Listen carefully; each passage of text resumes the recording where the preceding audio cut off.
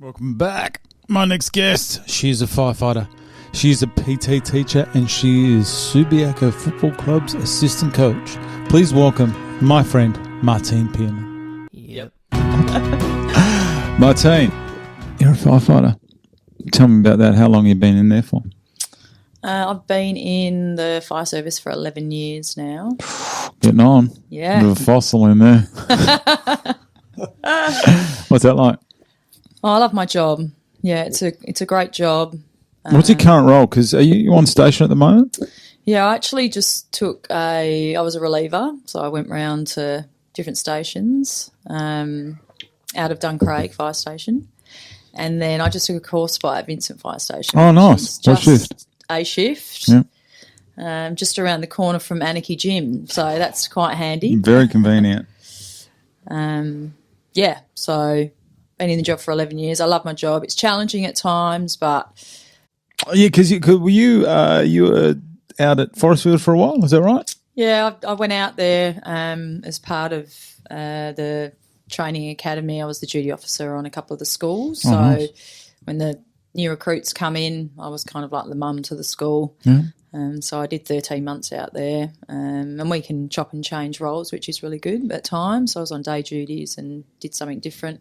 Yeah. Worked in really well at the time because I was coaching in the AFLW at Freo. Yeah.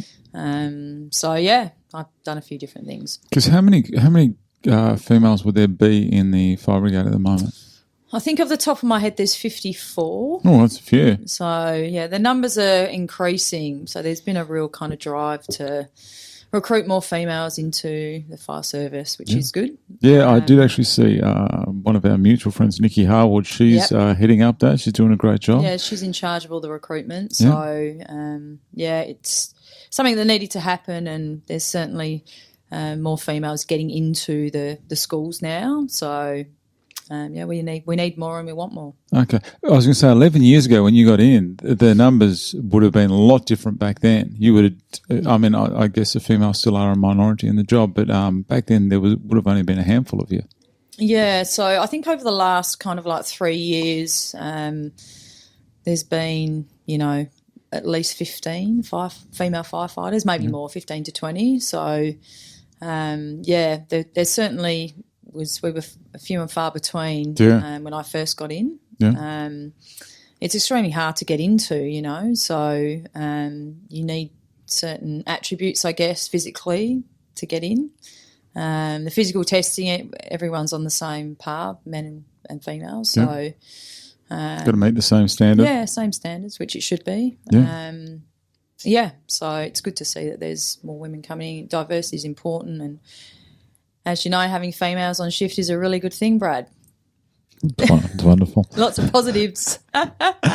And the hours, that must be one of the most attractive parts of the job. Is not, the job itself, but the conditions that you guys have got, because you guys do 2 days, 2 nights, and then get 4 days off. That's a delight. That must be great for home life. Yeah, the lifestyle that you can lead whilst being a firefighter is, if not one of the best, I think, as in jobs. So, yeah, you do 2 day shifts, two night shifts, you get your 4 days off, and I think we get about 10 weeks a year holidays. So, yeah.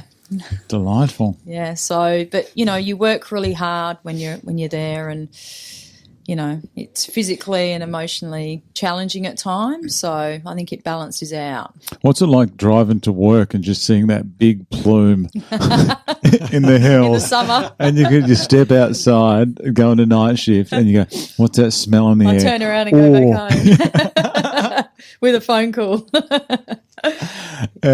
It's on. So the hills are on fire. Summers are challenging, Yeah. So there's certainly, with the heat comes bushfires. So, and I think our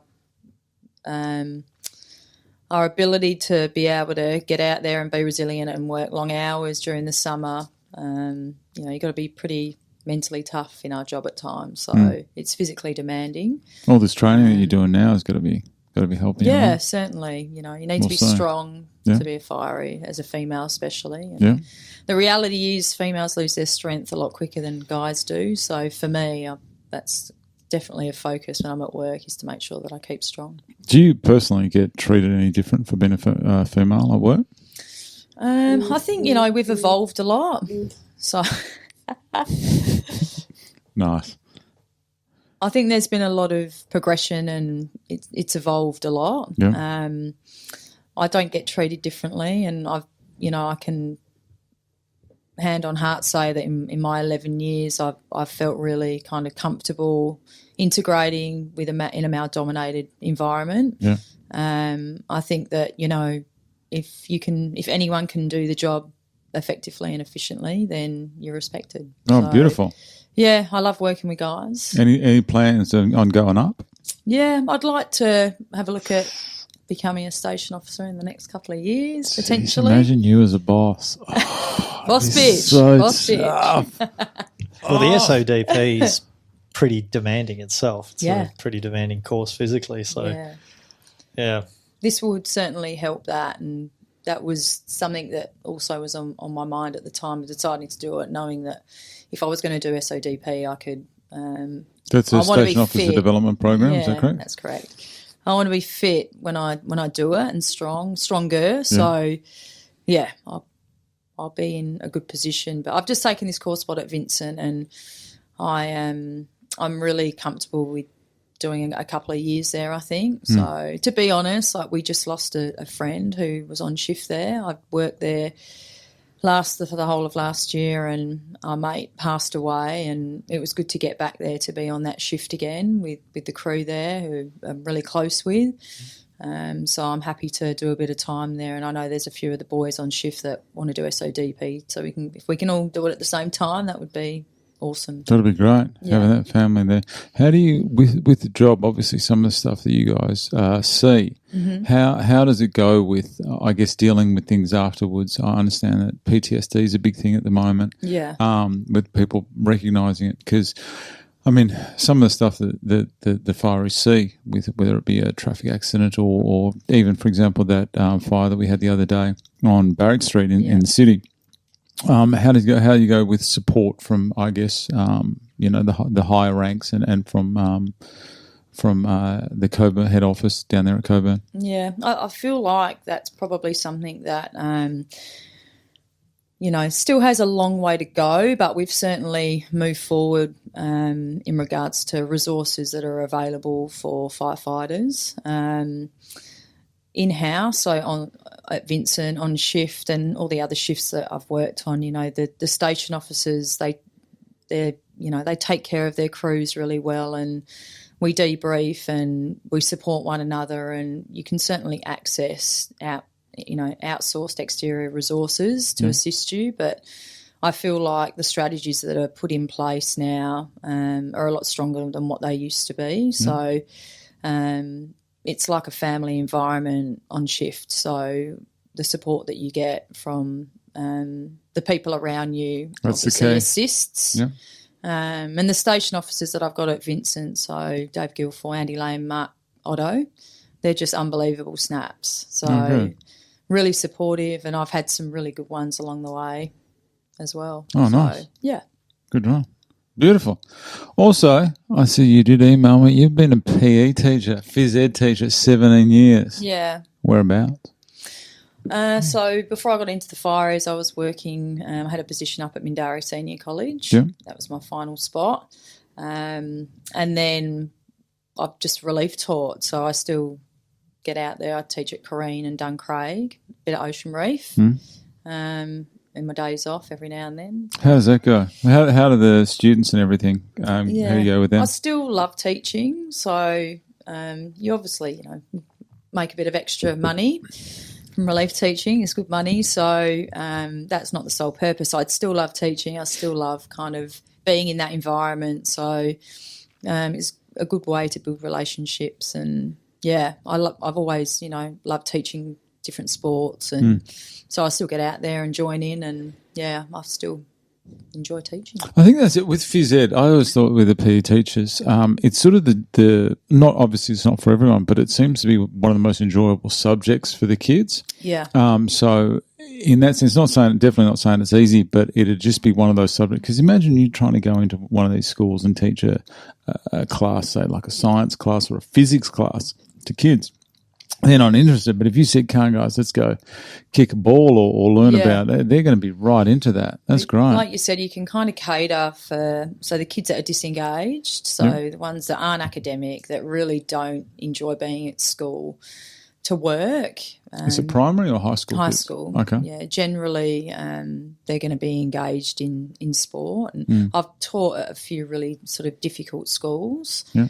Over my teaching career before I got into the fire service, and the kids, that had been in and out of juvie or had dysfunction at home, sport was always their outlet, and you could get them to stay in a class when it was phys ed. Oh, that's great. Do you also get the opposite, that there's certain kids that don't engage with PE? Yeah. So you do. I don't want to do this. Yeah, you get the kids that aren't good at sport, that aren't confident in that area, or, when girls, for example, when they get to kind of that year 10 age, that 15, 16-year-old, and it's not what they don't feel comfortable getting into phys ed gear, or it's an image thing, or they're just not interested or engaged. They don't understand the benefits of physical activity and all of that stuff. So you do kind of, it becomes a bit frustrating at times. But why do you think that is? Why do you think in particular girls at that age, and he mentioned image there, and perhaps it's not their expectation of who they are, how they see themselves?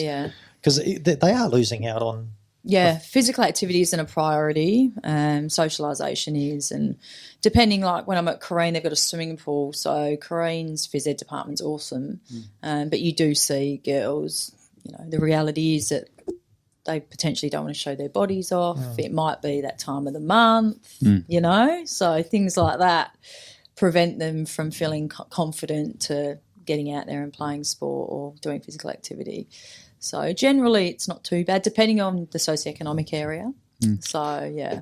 As a school teacher, if I can ask, and as a school teacher who's worked at multiple schools, what's your opinion on some schools having a mandatory skirt policy or dress policy for girls, as in like skirts, for example, or pants aren't an option at some uniform shops? Yeah.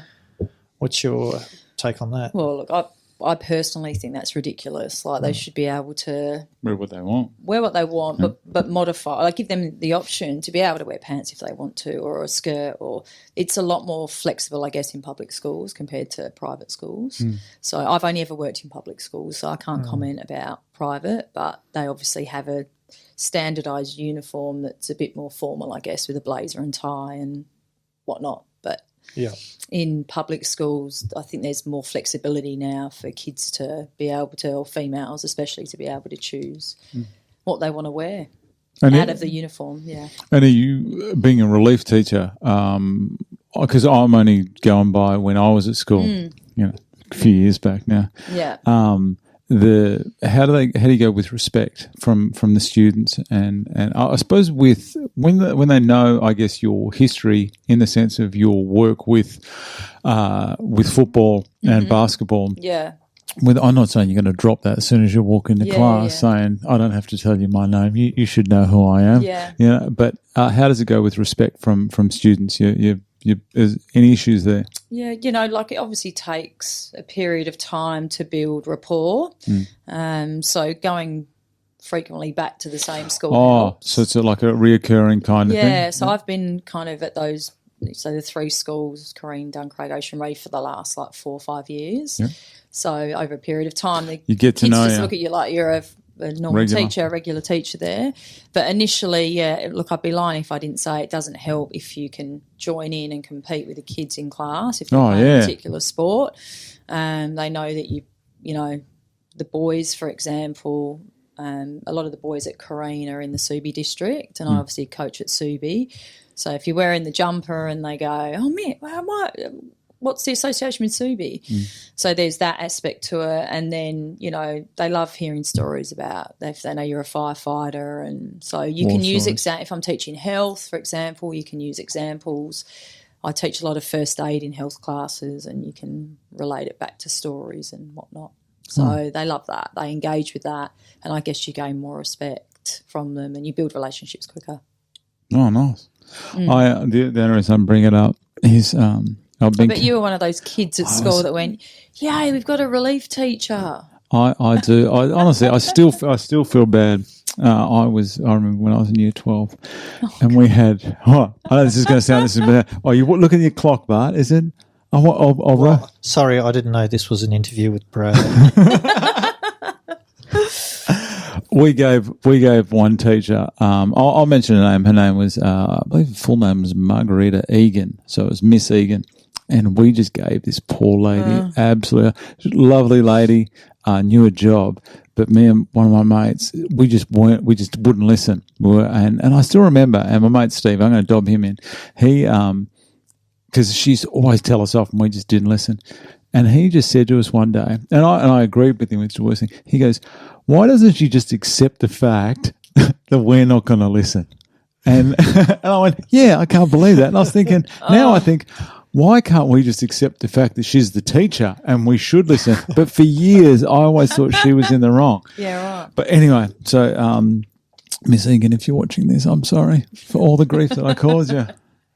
How it's different having a same-sex relationship is so different now to back in the day. Like, you remember when we were growing up, if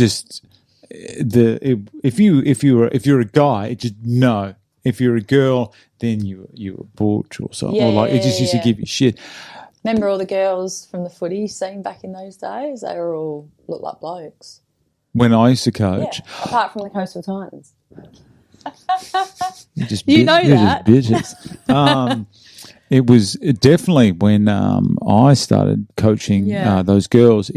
But the thing is, it didn't like it never bothered me. Like I'm not anti, but very laid back. I don't mind. But the thing is, I'm so judgy, but I'm also non-judgy. Yeah. Does that make sense? Oh, you're a dichotomy. So I even out. Like, people who cancel on me to go to the beach, very judgy. James Blunt, very judgy. If you're gay or trans, I couldn't give a shit. Yeah. But they were very masculine girls back then. But they were great. They're still out there, but I just think that the femininity has come in a lot Femininity, more. I like how you say that. Nice. Has come in a lot more, and I just feel like especially if you look at the footy, so that with the AFLW, lots of gay women are playing in the AFLW, but because of the young girls coming through, and it's families and parents are accepting now that their girls can play football, and it's not something that they live in fear of. Because that's how it used to be. Correct. It's like, if you go play hockey, you're going to become become gay. Yeah. Or a guy if you get into theatre or something. Yeah. It's understandable though. Like, I used to look at back in those days when you were involved, and I used to think, geez, if I had a young girl, if I had a little girl, say she's 12, and she loved footy and she was good at it, and I was going to take her down to one of those clubs, it would frighten the life out of you with how the women presented. And the whole scene. But back then it wasn't, you couldn't get married, it wasn't as accepted in society, so the community just was so tight. Yeah. And this was only 15 years ago. Yeah. I tell you who changed I know that I really had a strong opinion, but meeting and hanging out with Nikki Harwood, she'd probably be, for me, one of the most, I'd probably have more respect for Nikki than, she'd definitely be right up there, because she obviously introduced me to her partner, and then she actually, it was weird. I didn't have an issue, but she almost took the time to explain how everything works, and like, she'd obviously tough time have a few drinks after a game and explain it, and because it was very different. But that was only 15 years ago. Yeah, and we've come a long way in 15. Well, now I always if I had the conversation, if people ask me about it, I always say when I teach now, I'll go into schools and there's transgender kids walking around, and the kids don't bat an eyelid. There's no the bullying and all that side of it has really is minimal. It's gone. So it's just homosexuality is a lot more acceptable with younger people now, which is good. Can you imagine that? They've been educated more exposure. Imagine just at my school, the year I left, two of the boys, it came out that they were together, two of the boys, and it turned into the biggest thing. We were at like a Catholic school. Yeah. They separated them, and different schools not allowed to associate, and it was just absolute madness. Yeah. And some of the girls who were gay were just, there's no way. Like I knew one of them was because she told me one day, but she never ever said a word to anything. Just lived this life. But now, can you imagine having? I can't even imagine what that would do to a young person at 17 to be forced apart, separated, stigmatised by both the institution, by the parents. Yeah. Go off, enrol to a different school. You would carry that forever. And the thing is, not like you go to a different school, you're not going to feel the same. If anything, you're just going to be more bitter towards. It's more like the impact, the mental health issues and suicide rate and all of that for young kids who are that's out of control at the moment. From families. I mean, it's horrible. So. Jeez. And how with the school that we've that I take my kids to, they've got a couple of same-sex parents and never an issue. I mean, they're only probably 10, and I hope that if anyone ever did say anything, obviously we'd pull them up on us. How do you reckon? Nothing. How's Harry going with it? Harry goes to St Stephen's in Duncraig, which is obviously a Christian school, and he started there in kindy, and there's never been any issues. I know that there are a couple of other same-sex parents, but more high school. I think with myself and his other mum, I think we're the only parents in the primary school that are same-sex. Yeah. And we've never had any issues. We've always been supported. It was just Father's Day, obviously, on Sunday, and they're so accommodating. The teachers have been in every year that he's been there. He'll make something for his granddad. Oh, beautiful. His granddad goes in with him when the dad's going for breakfast, and same with Mum's Day. Like they make he comes home and he's like, "Oh, I know it's Mother's Day, but I have to make 2 of everything. It sucks. No one else does." I'm like, "I'm so sorry, mate. It takes me twice as long." What have you done for me this year besides feed me, clothe me, pay for everything? So, but he's a very resilient, understanding kid. So there he is. Yeah, Big Harry. Where he's at. How old's he now? 8. He's 8, yeah. Jeez. So I've got a Harry. Doesn't look like that. Oh, my little ginger. Jesus Christ. Oh, nice. Your partner. Is it right to talk about your partner? Yeah, All right, I'm not she'll like that. Katie Lamb. Hey, what's her dad's name? Her dad's name is Phil. It's not Dwayne Lamb. Not Dwayne Lamb. Oh, I looked for some photos because I went. He said the dad played for Subi. Yeah, so ironically, he played in the same team as Dwayne for Lamb. Subi. Yeah. Yeah. So Phil's a bit of a waffle legend. Yeah. Her dad. And he's on the footy commission now, so he's a pretty well-respected guy in football circles. Yeah. But, yeah, Katie works for Nova. I did see that. Yeah. And I did have this, because she's not here to defend ourselves. Like I said, I was going to just give her a hard time, but she is so funny. Yeah. She's so funny. She's a talented girl. I certainly couldn't do what she does. She ad-libs and she's just very witty and she's extroverted and she makes these TikToks. These are so good. Hang on. There was one that talks about, I think. They've taken off. People love them. Hang on. Morning. Oh, geez, you look tired. Oh, so you having such a week, you poor thing. I'm going to check those bags in under your eyes. Oh, wow, wait, that's a big lunch. Here I am with my yogurt. Can't waiting for a marathon, are we? I love a chick, right? Just her laugh gets me. Why do you went in the winter? Look at your skin. It's so white. You're so white. Can't look directly at it. That's a cute jumper. Yeah. Looks comfy. Like you wear it to bed. moisturise. Got very dry skin. Yeah, very dry. Kind of just like everywhere. Very dry. Just that laugh gets me. Yeah, I know. What's moisturiser? Hello, spray tan, looking very orange. Oompa Loompa, where's Charlie? She's so funny. Yeah, she comes up with these ideas for the TikTok stuff, and she's like, "Oh, I might do a TikTok on this," and I'm like, "Yeah, I see that," and then within 5 minutes, she's made it. So confident and very so confident. good at it. Yeah, she's very good at her job. What does she do? So she's a programs manager at Nova, and then operations, I should say, not programs, operations manager. And then she is on the radio in the afternoon. Oh, okay. And she fills in for the breakfast show, which is the number one show in Australia with Nathan, Nat and Sean. So when Nat's away, she'll step in there. Oh, wow. So Oh, nice. yeah, so she's very talented, and she went to Whopper, and yeah. What'd she play? Okay. Well, no, she did. Oh, sorry, no. She did theatre. So I'm thinking of communication. WASO. Sorry. Yeah, nah. So, yeah, she did a degree in sports science and then, wanted to get into more of the media-based stuff. So career change, and then, started working at Nova. So she's been there for a fair few years now, 8 years, I think. So She's very good. And I'm not just saying that. And you know how hard it is for me to pay someone a compliment, Bart.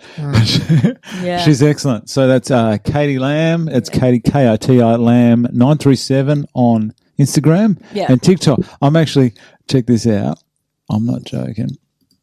That's me up there. I am following 2 people, and she's one of them. Yeah. That's it. Yeah. That's it. And I'm Sam Alvey because, don't ask me. That's trolling. Sorry, that's not following. She's very good. What is this? Oh, that's quite funny. Well, I just want to say I love this new feature of Snapchat where you can just keep on recording, and it doesn't even stop you, because sometimes, I'm not gonna lie, sometimes I just can't shut up. Oh, God. I absolutely love it. Anyway, just wanted to drop y'all a line. I just wanted to say, hey, morning, have a good day. They got me. Okay, sometimes I can't help around. I could stand that all day. All right. That's great. And people do. I do. Well, I did People that. stay out on it all day. Yeah, Just they do. ask my kids. They do. Look at that. Seymour, 2 people. I'm following her. I do watch And I'm going to her stop following posts, Sam but Alvey. I'm not on TikTok, and I'm not a massive fan of social media. There you go. Yeah. Look at that. I'm following 1 person now. It's definitely Smiling Sam, no longer. an outlet for people's cleverness. Yeah, There is definitely. some really So clever good. stuff. Oh, it's her and Nathan there. Oh, she's great. Here we go. So this was a photo I was going to ask. That's her dad That's there? her dad, yeah. Oh, so she plays footy as well? She played a season at Subi, and she actually plays netball. So she felt like she'd kind of grown up, obviously, with her dad playing, and she could kick the footy, and decided to give it a crack for a season, and then went back to netball. So it was, quite nice for her to be able to wear the 16. That was her dad's jumper. Oh, okay. And Where'd you play meet at her? footy. Okay. Yeah. Very good. Jeez. I was thinking about your footy back. You were born about 20 years too early, weren't you? Yeah. I think about it, and there was a handful of you that used to play back in the day. Yeah. And you were absolute guns. I have no doubt that there's some of those girls back then that could easily have been picked up by an AFL team, AFLW team, if it was around back then. Because you remember, you used to pay to play back then. Like now, it's not. People often say that to me, do you think you would have played in the AFLW? And I kind of look at it like, so footy for me was like an outlet, because I'd played basketball for so many years at an elite level, and I was coming to the end of my basketball career, and the Coastal Titans, Sarah Michelle had formed the club, and I started playing just with some friends because I loved footy. And then within a year I was in the state team, and it kind of, the footy side of it took over for me, and I retired from basketball, and then unfortunately I got injured. So I really hurt my knee quite badly. Didn't you have lower back problems? I think that's when I met you. Yeah, you have some I had hamstring problems. Yeah, I had a bit of a hammy issue, but the knee injury, that kind of took me 2 years to get back from. So footy was never really something that I just did it for fun. And then obviously I was a pretty good player back then. And coming out of basketball, I was pretty athletic and fit still. And you like to win. I did. Well, I'm super competitive. So really, yeah. Really, I couldn't have picked that up. So at the end of the day, I started coaching, and then within sort of 3 years, the AFLW had been fast tracked. So I had packaged and put my kind of playing career basketball footy behind me, and I was on a coaching pathway. So I never really looked like I'd missed out on playing the AFLW. I got to coach in it, and I got to be part of the progression towards it, developing girls to play in the AFLW, and that was more of a rush for me than playing. So a lot of the girls that have achieved a lot in the AFLW, I've been part of their pathway. So that's great. Yeah, to be able to reflect on that is massive for me. So I didn't really feel like I missed out. I was part of it. The first 2 seasons were unbelievable being at Freo. Yeah, because back then it used to, if you were female and you were playing, you wanted to play Aussie rules, you had about 5 options and that was it. And that took, because I remember at Southern Thunder, there was girls who were like 14, 15, and then there was some girls who were 40. Yeah. So there was no age groups, there was nothing. It was almost like thrown together saying, all right, you girls can't play with the boys, so just to give you something to do, here's 5 places you can play. Yeah. And it was all, I mean, all the coaching was volunteer. The stuff that I did was all volunteer. Back then, the young girls that played in boys' teams, they weren't allowed to keep, as you said, continue playing, I think, when they got to 12. I think under 11s, I remember when I played, they had an under 11s girl. And then even then, some clubs didn't let the young girls play in Auskick with the boys. So there was nothing. And now there's obviously a really clearly defined pathway with a youth girls competition and all female Auskick clinics, and so it's female. The amount of women playing in Australia football is massive now. The number, it's over like 400,000 people or something, women. Yeah, so massive.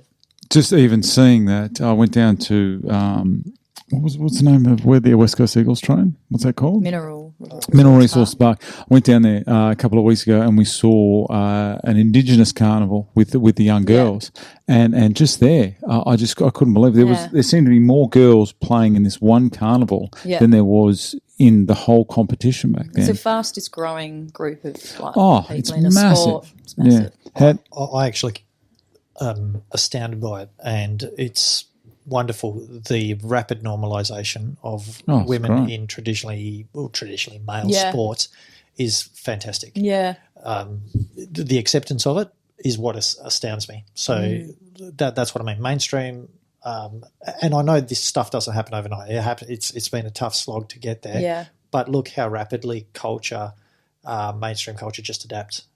Yeah, I agree. And I only found out the other day, there's no female coaches in the AFLW, is there?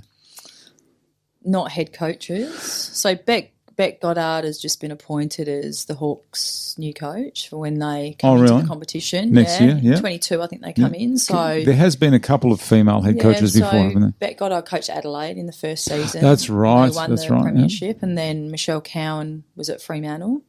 So there isn't currently any head female coaches.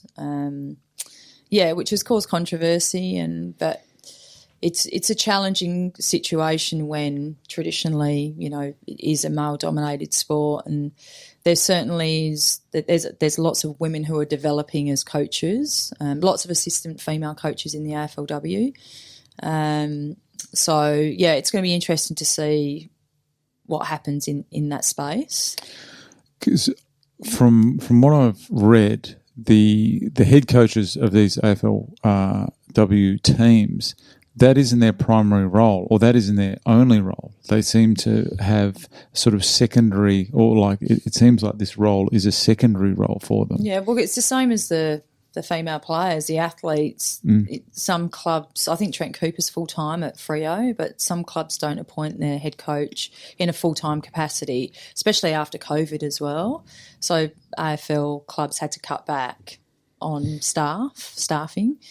So, yeah, of course, full-time jobs are necessary, same as the players. Majority of the players would have a full-time job and train. Is there any AFLW players who this is their only job? I think you'll find across the competition that the top kind of 3 players in each club potentially don't work full time. I know, for example, like Dana Hooker, who's a good friend, and I've coached her over the years. She works for West Coast, so she was an OT and then took a working gig at West Coast. Yeah. So she would manage her hours and is able to train at the facility and whatnot. So, yeah. But it's not her sole job. No, but majority of girls are working full time and balancing life and family and training. I think it's just because it is quite new and it's growing so rapidly, there is such an opportunity for a certain club, like whatever club it is, to invest, because like I said, I don't know all the ins and outs, but it seems like at times the AFLW seems to be not an afterthought, but it's not given as much, I suppose, thought or respect as the guys. Obviously, the guys' teams, the male teams, are a lot more established and probably bring in more money, which I understand. But there's this opportunity for a club to fund and just to dedicate so much time, resources and money and create almost like be the first club to have an AFL, because the AFLW is not going away. That thing is going to be around. First couple of years I thought, I don't know how this is going to go, but seeing how the growth in it is going to be around forever. But imagine being the first team to really commit and to pay the players. I'm not sure what it is with the salary caps, and maybe pull in 6 or 7 wins in their first 10 years. Yeah. And then they've just got this this tradition and this respect and this pride in the club, rather than sort of just keep doing these quick fixes. I think, I can only speak for my time at Freo, but I know that, the clubs strive to have a one club model. Yeah. And each club develops that, I guess, at their own rate. There's always the money issue of how much it generates, the women's side of things. But I know down at Freo, they're very inclusive of the girls there and supportive of the female program, and Fremantle has been very successful over the last few years. And no doubt in the coming season they'll strive to win a premiership. They haven't been able to do that yet, but they're certainly on the brink of one. But Fremantle Football Club are very supportive of their female program, and I know that the girls down there love being at the club and they feel very included, and so Oh, nice. But they play at one of the hottest times of the year, don't they? They do, yeah. Don't they normally kick off at February? Is it late February? Yeah, so they've just had a change in their start date. Yeah, it's going to be later? I think they're looking at March. So still, they've played in the heat from the beginning. They don't want that crossover with the men. So do you know why that is? Yeah, but they just don't. I think they want the women to stand alone and play in their own space because it's the men's off season. So AFL men's, but they play shorter game time, and the girls are conditioned to play in that environment. So it's challenging, but. How do you think it'd go just for exposure for the girls to play the curtain raisers to the guys? Obviously, the men, so obviously that's going to be a later part of the season. Yeah, I mean, I've been involved in a few. When I was at Melbourne, I've been involved in a few curtain raiser games, and I think eventually they might head in that direction, especially with the inclusion of more teams coming in. Yeah. That's right, because it's not the same amount of AFLWs. Yeah, a lot of it's about timing and what other sports are going on at that time, the cricket, and they obviously want to get as many viewers as possible. And so there is strategy behind it, why they run the girls at that time. I'm not privy to the ins and outs of it, but I'd say that that's what it is. That makes a lot of sense. Yeah.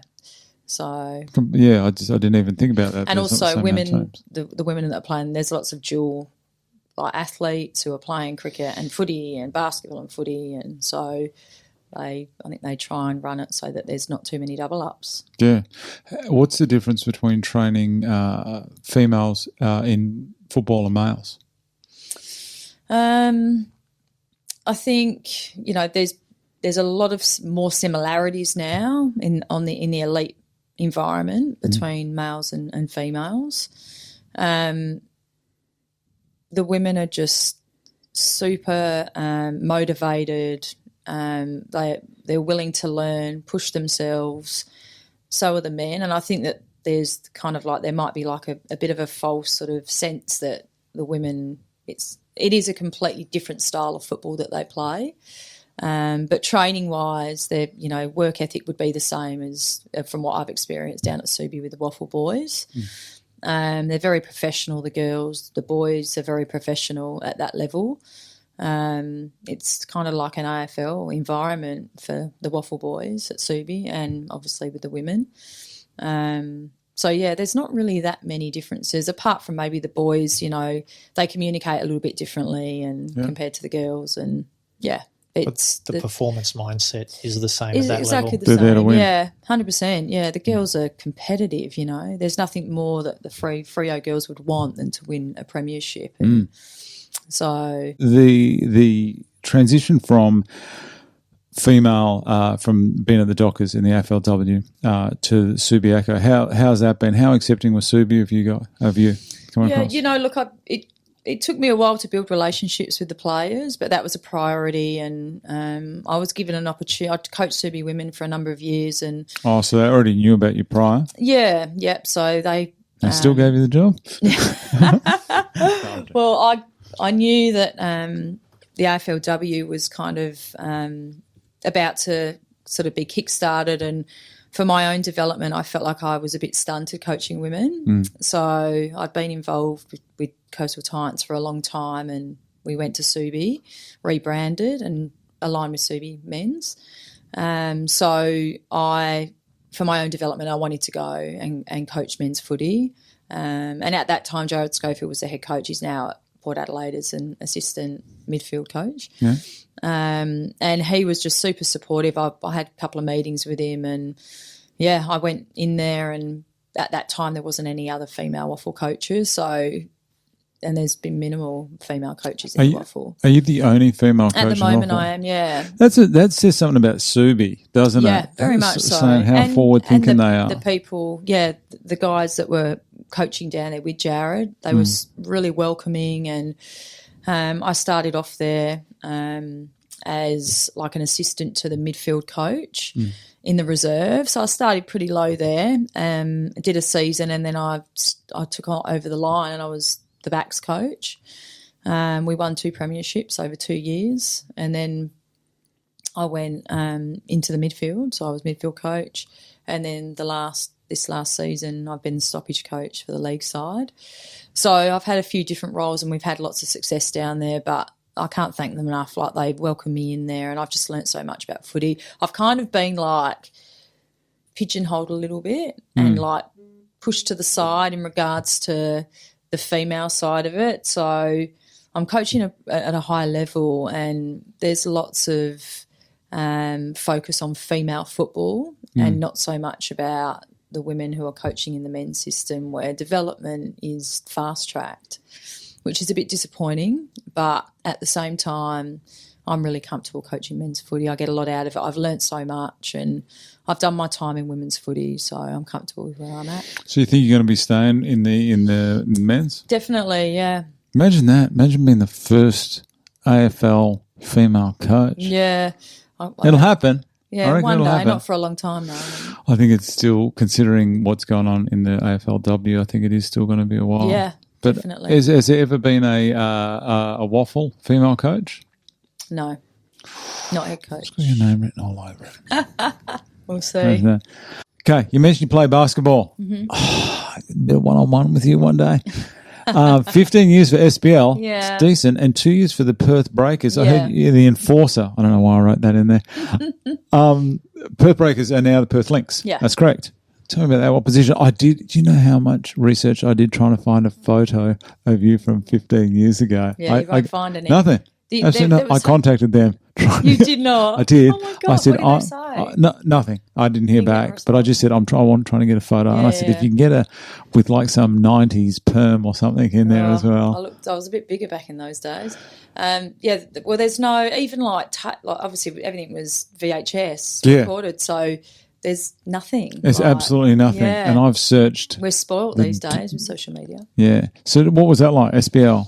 Yeah, I moved over from England when I was 15, so basketball was something that, knew nothing about. I didn't play basketball in England. Oh, really? So you started when you got here? I was a late starter. Yeah. So when we came over, emigrated over, basketball was massive. It was during that Wildcats early 90s. In the 90s, they were dominating. With Cal Bruton and JC and Ricky Grace. And, used to love it back then. Perth, as you know, was very engrossed in the Wildcats. Basketball mad.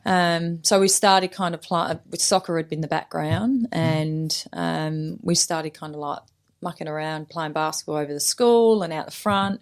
And then I was like, I quite like this. And then I went down with a friend to Wanneroo Wolves, it used to be called, up in Joondalup there. Jeez, that's a lot back. And I kind of like got headhunted to play in a state champ. You would have been very like a tall. Yeah, I was pretty tall. I wasn't athletic. I was athletic, and I'd always been quite kind of a quick runner, and I was fit, and so I played in state champs, and then I was in. The next thing I knew, I was playing wobble, and then when I turned 17, and I got an SBL contract. So I started played there for, how old was I when I left? I think I played 10 years there. And then the last 5 years of my career I was at Perth Redbacks. I changed clubs. Okay. So, with the Breakers back in the day, did they used to play at was it the Superdrome back then? Is that what they used to call Challenge Stadium? Is that where you guys played? So that we moved from there and we played at Perry Lakes. So it was a change of ownership. So Basketball WA, they owned Waste owned the Breakers. They lost the contract, so we were no longer with Waste in my second season. The Waste Breakers, that's what they were called for a point, weren't they? Private owners bought the club pretty much. The husband and wife team bought the club. So we trained out of Perry Lakes, the old stadium at that stage, and played out of there. That's like 80s Wildcat days. Yeah. So my first season was at the arena, and second season was Perry Lakes. But it was a massive, obviously achievement to make that squad and to be part of that, training at that level. And I had some great players around me, and it was good. And then I decided to go travelling. It's all over. You're a bit of a superstar, aren't you? Back in the day. Look at that. Footy, basketball, friends with people like me and Bart. Life doesn't get much better.